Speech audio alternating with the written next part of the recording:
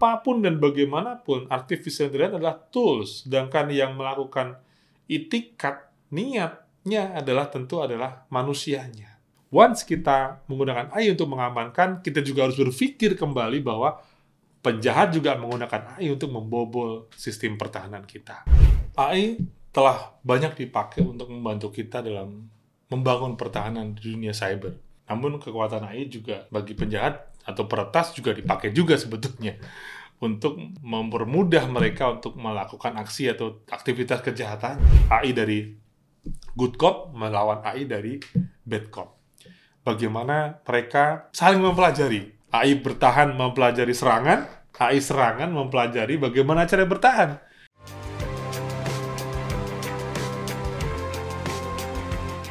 MIT Podcast, menuju Indonesia Digital. AI menjadi alat yang sangat efektif untuk mendeteksi ancaman ataupun untuk melindungi data. Namun, tergantung di tangan siapa. Man behind the gun. Di tangan siapa orang itu? AI bisa jadi digunakan oleh aktor-aktor jahat untuk menciptakan serangan yang lebih canggih dan bahkan lebih sulit deteksi. Bahkan nanti ada AI melawan AI. Ya, AI yang dari good cop, AI yang dari bad cop. Bagaimana ini bisa terjadi? Apa yang harus kita waspadai? Kita bahas di sesi ini. AI telah banyak dipakai untuk membantu kita dalam membangun pertahanan di dunia cyber. Namun kekuatan AI juga, bagi penjahat atau peretas juga dipakai juga sebetulnya untuk mempermudah mereka untuk melakukan aksi atau aktivitas kejahatannya.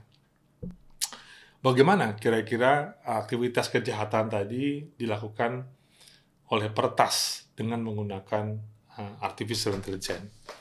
Yang pertama adalah serangan phishing yang lebih cerdas. Ya, serangan phishing.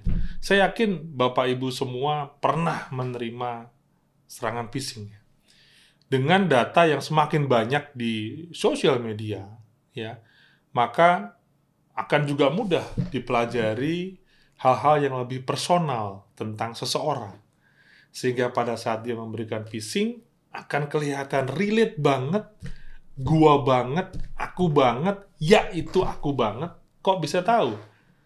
Dari mulai tadi bank kita apa, tiba-tiba dapat email dari bank kita. Baru semenit yang lalu, rasanya aku punya aktivitas nelpon, kok tiba-tiba dapat email. Saya pernah mengalami hal yang aneh gitu. Tapi ini terjadi mungkin belum di zaman-zaman lama ya. Kebetulan aja mungkin. Tapi kalau sekarang pasti kebetulan tidak terjadi. Saya sedang baru saja pergi membuka sebuah rekening bank di Jakarta. Di sebuah mall di Jakarta. Kemudian selesai proses itu sekitar jam 1:30 pas lagi jam makan siang. Terus saya kembali beraktivitas di kantor, tiba-tiba jam 4 sore saya mendapatkan email dari bank yang barusan saya register rekeningnya tadi. Dan itu phishing, bukan dari email itu. Kebetulan saya punya awareness waktu itu, kemudian saya detailkan lagi, klik sendernya segala macam, bukan. Yang saya pikirkan bukan masalah sayanya, tapi kok kayak tahu bahwa sejam yang lalu saya baru dari bank itu, lalu tiba-tiba email masuk. Dari mana ketahuannya dan sebagainya. Nah, phishing yang semakin cerdas, phishing yang semakin personalized, seperti ya kita banget, itu adalah salah satu ancaman dari AI dari konteks serangan peretas. Yang kedua adalah pembuatan malware yang dapat beradaptasi. Malware yang bisa belajar terhadap sistem pertahanan yang ada. Jadi dia masuk malware, dia pelajari pertahanannya, sehingga akan sangat sulit dideteksi oleh perangkat lunak keamanan tradisional. Jadi malware masuk, dia udah tahu nih karakter-karakter defense-nya seperti ini. Karena dia yang dimasukin dalam masih tradisional, maka dia ya masuk-masuk aja. Ya, jadi pembuatan malware yang dapat beradaptasi. Yang ketiga, ini yang sangat ditakutkan di dunia perbankan dan banyak sekali penipuan-penipuan, yaitu serangan deepfake, yaitu menciptakan video dan audio palsu. Ya, tadi saya sempat ceritakan bahwa ini banyak sekali akan terjadi penipuan identitas, akan pencemaran nama baik, bahkan menciptakan krisis kepercayaan kepada pemerintah. Ya, si bapak itu nggak pernah ngomong itu, tapi ngomong karena tersebar di sosial media. Bagaimana kita bisa mendeteksi hal-hal yang sudah sangat mirip banget gitu ya, sudah suaranya mirip. Bahkan bisa jadi ada seorang CEO di sebuah perusahaan, suaranya dipalsukan untuk meminta sebuah transfer dana tertentu. Ya, pasti CEO memiliki privilege untuk bisa mendapatkan hal itu, tetapi ternyata itu adalah defect dan terjadi transfer. Maka di sini tentu pasti akan butuh nanti awareness dan pendidikan dan sebagainya. Yang keempat adalah yang paling berbahaya buat saya. AI melawan AI. AI dari good cop melawan AI dari bad cop. Bagaimana mereka saling mempelajari. AI bertahan mempelajari serangan, AI serangan mempelajari bagaimana cara bertahan. Nah, ini kan tinggal bagaimana kita memberikan feeding data yang terus-menerus. AI kita itu dikasih pelajaran, dikasih data terus, dikasih evaluasi terus, semakin pintar dan semakin pintar. Ya, seperti kejar-kejaran, ya seperti itulah adanya. Maling dan satpam akan selalu mengupdate skillnya masing-masing.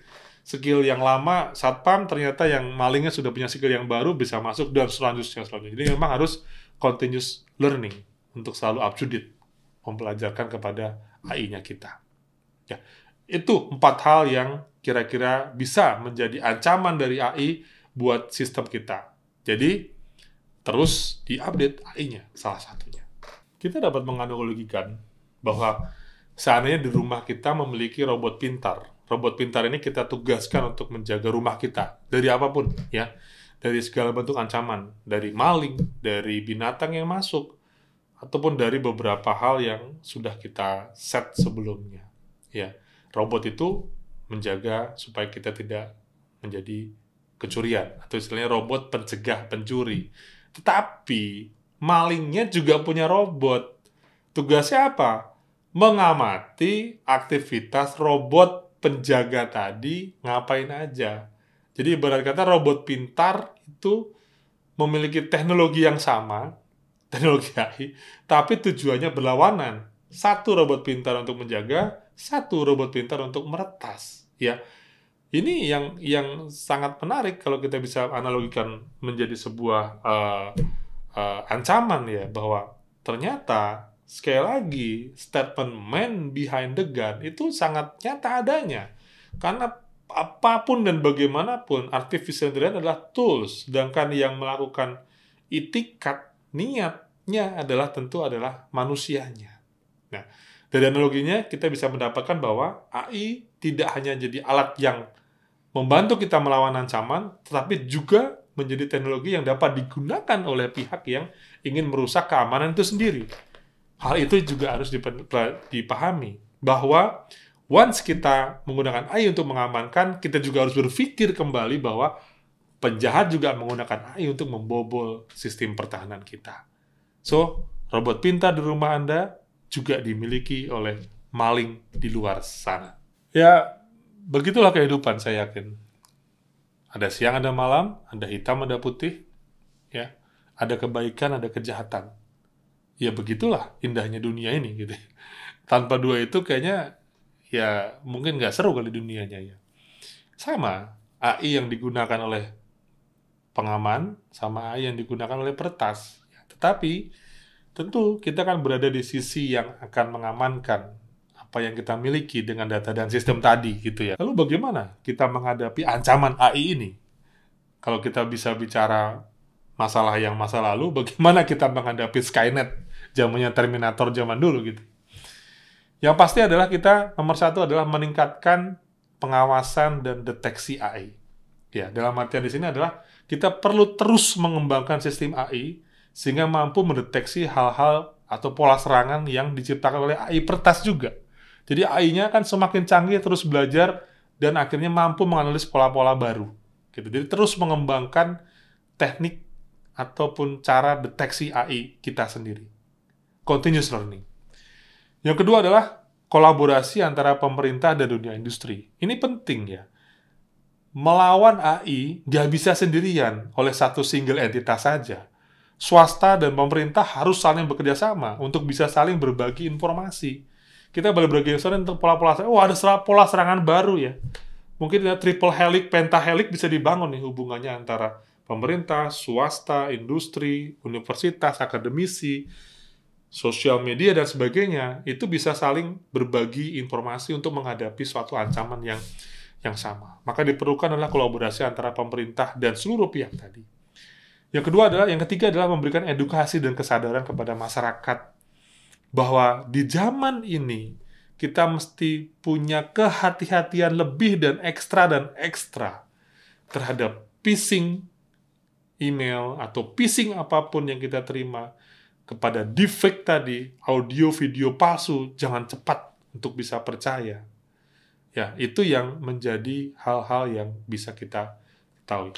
Saya sangat apresiasi dengan salah satu iklan bank, karena saya penggemar warkop juga. Dono kasih no. Mungkin Anda pernah melihat iklan itu beredar beberapa di tahun lalu mungkin ya, di billboard di Jakarta, di jalan raya, atau mungkin di YouTube Anda. Itu bisa memberikan edukasi yang sangat baik ya terhadap gangguan-gangguan phishing di luar sana. Yang keempat adalah tentunya peningkatan regulasi.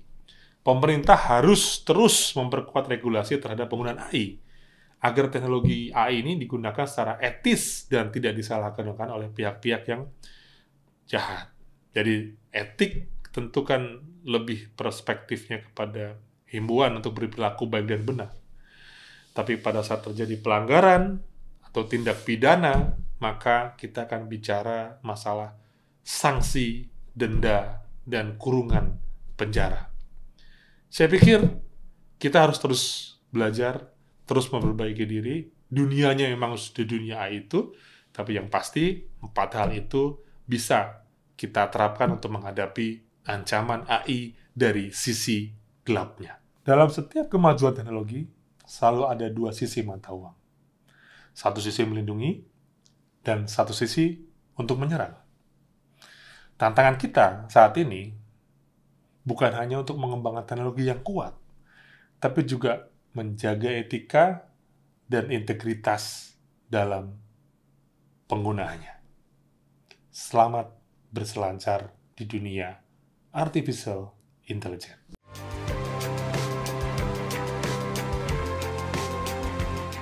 MIT Podcast, menuju Indonesia Digital.